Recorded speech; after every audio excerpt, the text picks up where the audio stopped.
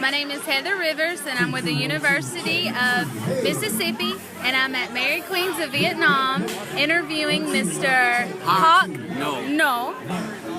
And it is February the 22nd, 2015. Okay, tell me about your life in Vietnam. What do you remember there? Vietnam, I was pretty young. I remember everyday war.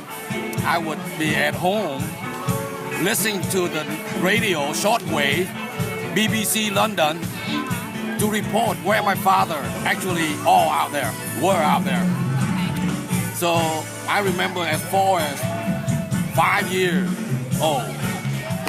And we went through years after that until the fall of Saigon. Okay. So pretty much from the day I born to the day I left my country when I was 12 years old, pretty much every day is survival.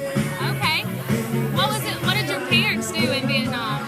My parents, Vietnam, they mostly farmer, fishermen, and do a little labor here and there. Okay. But they're moving around because of the war. So there's no such thing as career build for a long term. Yeah. Because you're moving almost every year from one place to the other place. So it's not very stable. Okay. When the fall of Saigon happened, how did you feel? What did your parents feel? Well, very chaos. Very unstable, but because their parents coming from the north, okay, so they know communist life, and they migrate to the south, so they already understand what's gonna happen for the future.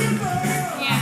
So there's no sense of what I would call unknown. It's already known. Yeah. They know it. So they prepare all that time after the fall of Saigon for the next 2 years to escape by boat. Okay. So we actually went through quite a few trips planning escape by boat before we made it. So that we went through 1, 2, 3 trips. 3 trips before the third trip we make it to Thailand. Okay. And we stayed there for almost a year. Okay. What year was it that y'all left? 1977. 77. Late 1977. So what was it like in Saigon once the North came and took it? How did life change, I guess? Well, after that, it's still a chaos time. It's a lot of chaos. The government has not established the South yet. So really Saigon is as many other places of chaos. But we were in the farm area, so we're not involved so much of the city life. So the city by that time start rebuilding under the communist regime. But they have not gone far down to the farm country area yet. Yeah. Okay. What was your view of America when Saigon fell and America eventually left? How did you feel toward America at that time? I tell you, my personal experience, the day of the fall of Saigon, we were in the middle of a river on the boat. And we ran about a day and night to really south of Vietnam. And we take it out to we call it the international water, where we have American carrier go out there, pick up, the Navy go out there and pick it up our South soldier and the refugee. We got to the boat were really late on that night, and half of us were climbing up net onto the boat.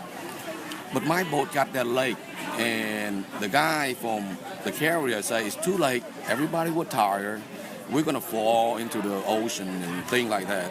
So why don't you just anchor it and wait until the morning so we can be picked up with the carrier, by the carrier? Well, we were so darn tired. Everybody was so tired. We fell asleep. And in the morning we wake up, the carrier was gone. Oh my goodness. And we in the middle of the ocean. We have no idea where we were at that time. Well, my impression was that we were abandoned by our own American friend. Because my dad was an American, South Vietnamese soldier. Okay. We were always with the Americans. I ran around with the G.I. Joe when they make it home. Okay. You know, so we were friends, and my personal feeling at that time was that we really got abandoned. But it's just for our boat. Most of the people already got up. You know. Okay. Well, since you said your dad was a South Vietnam soldier, was he in immediate danger when it fell? I know the North Vietnamese were looking for military. Well, in reality, my daddy was not a ranking officer. Okay. So it wasn't much what I call danger. But in reality, as I can recall, my parents telling me is my older brother and I actually in more danger than my dad. Okay. Because we were getting to the age of military coup. They will get you. Yeah. So that was more in danger. But the really danger was that my parents know about is that communists, they don't have a freedom of religions. So it's hard for us to practice Catholic. And that was the major decision for them to say, it's over, kid. We're going to have to find greener area where we can do those kind of stuff. Okay. And my parents were exposed to Western world. And they understand the word freedom means. And that's why we take that route. Okay. So I was watching a documentary of the soldiers when it fell. It was showing them taking off their uniforms and their boots. Can you remember that happening and walking away? Well, I didn't see them actually do that, but I watched them with my own eye because, like I say, doing the Fall of Saigon, I was in the middle of the river and my family. I literally watched our soldier, the 18th Division, crossing the river with their uniform, escape the communists chasing down on the other side. And I can see thousands of our soldiers actually try to cross that river, but I don't know how many of them would make it. And then they get shot while they're doing that because the military at that time pretty far are falling apart. Yeah. Okay. I know that pride is very important to your country, and your country, your culture doesn't like to talk about mental illness and mental health.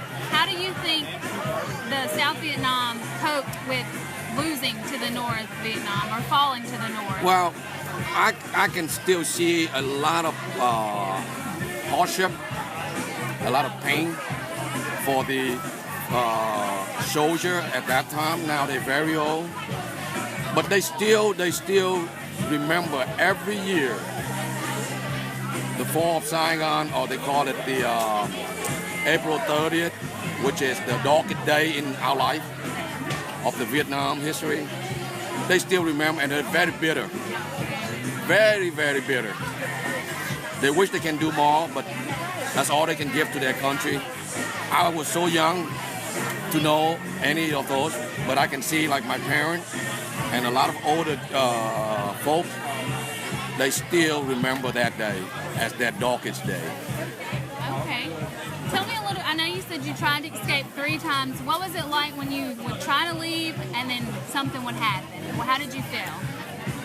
Well, so young at that time, you really don't put things to perspective. Now that I'm a grown man, you start looking at it and say, oh my God, what was crazy thing we did? You know, first time we went out there, the carrier kind of dropped it in the middle of the nowhere, so we don't know where to go. We came back, The country is still chaos. Nobody know who left, who in and out. So we were able to come back, okay, and live there. But then from that time on, to get away from the country is a little bit harder. They start tightening the security, the communists that is. They tighten security and they have patrol. And the fishermen is unlimited amount of diesel you can fish per trip. Wow. Because they will tighten their border so nobody can get out.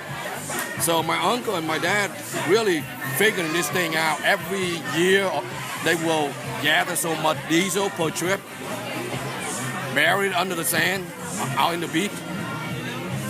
And then when we got enough and it's time for the plan, we execute the plan.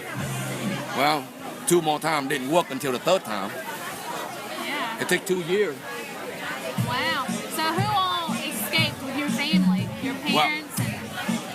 All relatives, all intermediate relatives, 57 people 57 people. on one little boat. Okay. Tell me about your trip. I know you went to Thailand, and then what all went, how long? Yeah, it took us about 3 nights and 3 days. So the journey, we got stopped a couple places in the ocean, but the problem is that we don't know our direction as well. We lost our direction when we first get out of the port. We got chased by the patrol. So we have to just close our eye and just hit it out as far as you can, as fast as you can. It took us a day and we're still nearby Vietnam border. Wow. And then we intercept a Vietnamese fisherman. And they actually help us to gain some more food, survival food. And then we hit it again. And we keep on going for another day or so. We found the Thailand fishermen boat. Actually, they were in need, not us at that time. The engine down. Okay. So we kind of help each other out, you know. And then they tell us where to go to Thailand. And it took us another day and we go make it to Songkhla, Thailand. So that just makes the story short, you know. But it's quite challenging because we don't know the sea too well. We ran out of diesel. We ran out of food. So we stay hungry for a little bit before we land to a refugee camp. Okay. Okay. How long did you stay in Thailand, and then where did you go? It took us quite a bit longer than most people because we have a larger family. We don't have sponsorship for 9 people. It's very difficult. So at that time, actually, there was a program from the United States to take in refugees, and we fit in that program. And then we had a sponsor, American sponsor, actually did that. Okay. So we get over here by sponsorship under that program that U.S. has. And we first came here as New Orleans. Okay. So you made it to New Orleans. We make it in New Orleans. How old were you when you got here? I was a little about, 13, 13? 14. So you were pretty much a teenager. Right. What was it like for you to be put in New Orleans, an American culture that is totally different from what you were brought up in South Vietnam? It's a shock. It was a shock. I tell you, my impression when we were in Vietnam, American is like heaven to us. You know, apple grow on tree, money everywhere.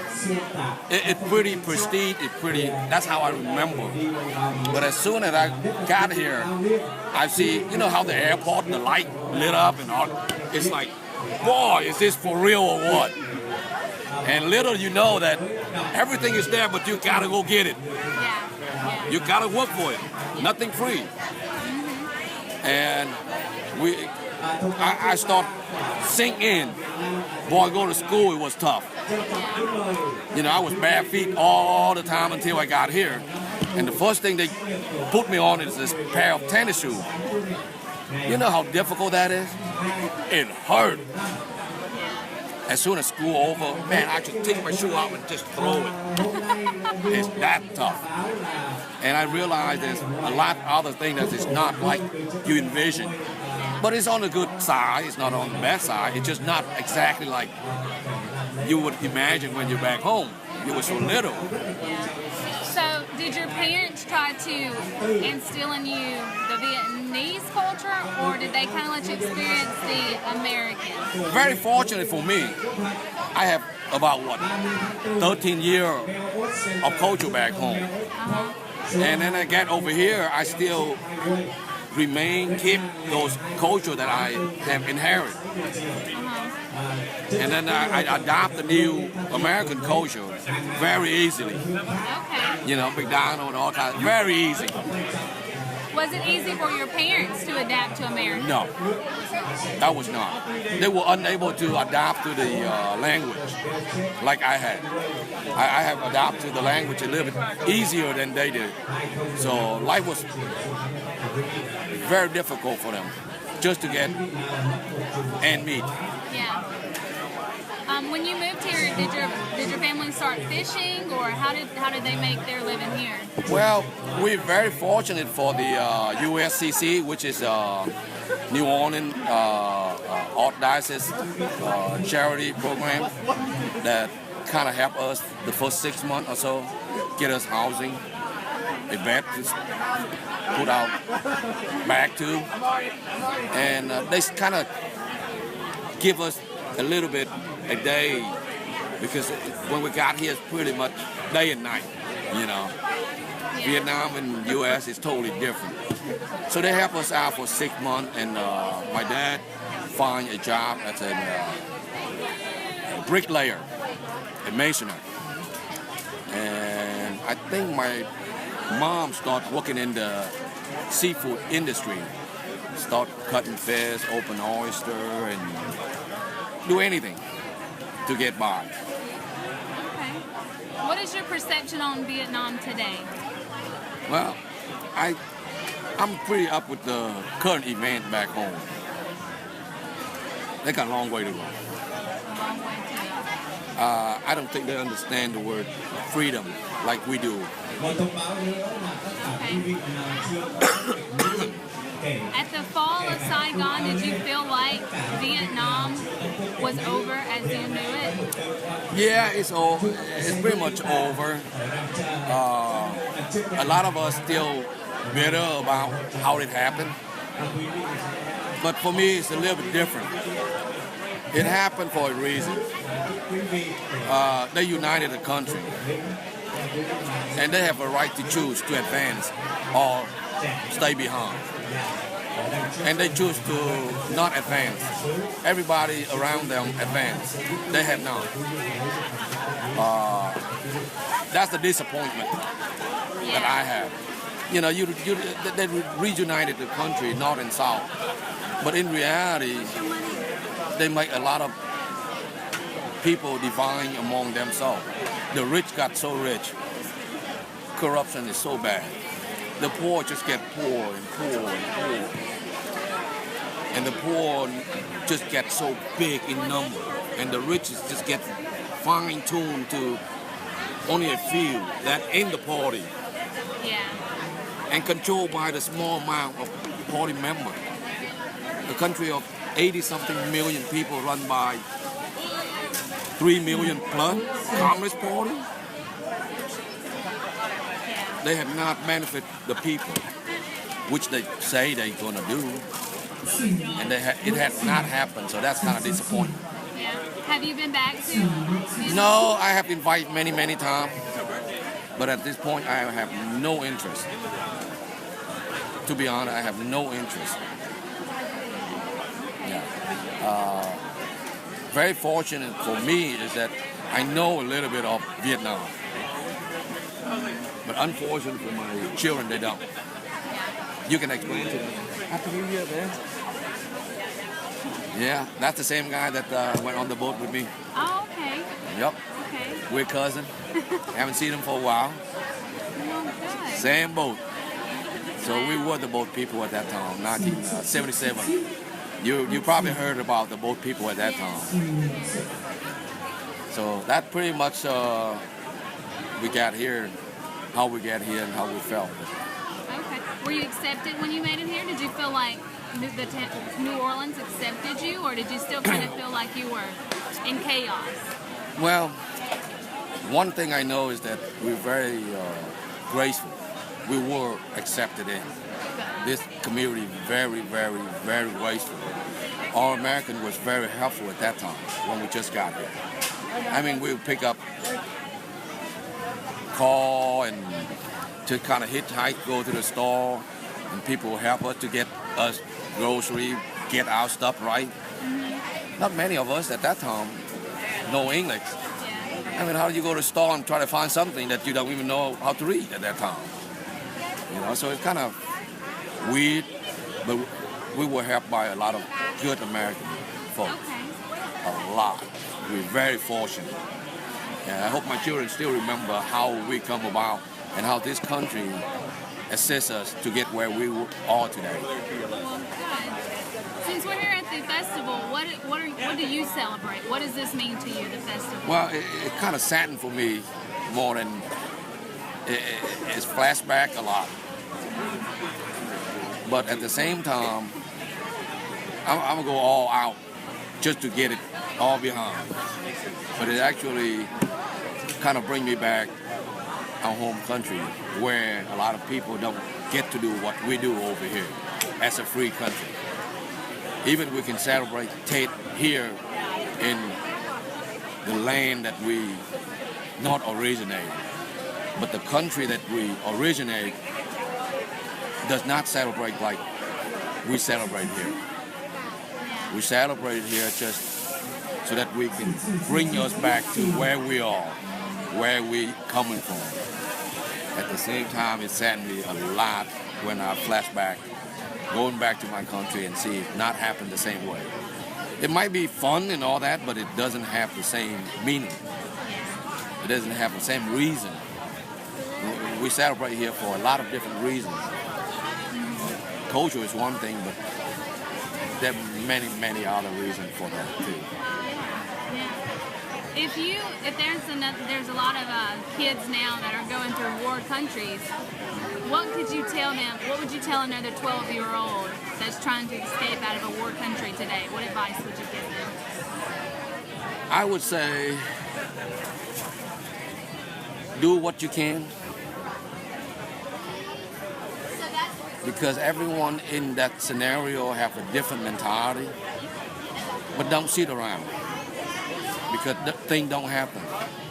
You have to do what you think is best.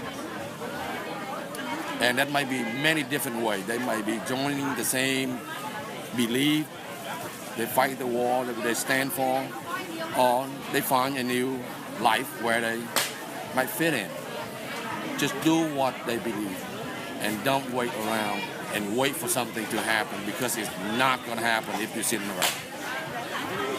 Is there any other event that I didn't ask you about that you would like to tell us about?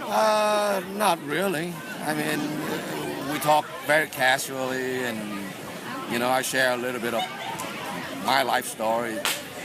It's a lot of detail within, but I don't think we can get into it. It gives you a real good picture that, you know, when we came over here as a teenage, you know how difficult it is for a teenage to adapt to a different culture. I mean, me didn't speak a word of English. Starting middle school, you know how chaos that is. Yeah. You go to school, all you're looking for is badly married and fight.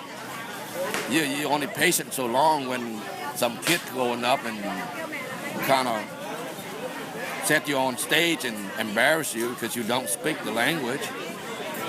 You can only hold back for so long, and boy, you get in the fight, and then it just begins from there. And if you're not strong enough to stay away from it, you're going to fall in the trap, and your life going to turn the other way around. I maintained my temper quite a bit, and I was able to maintain school and go to school and be what I am today. I can't say that for everyone.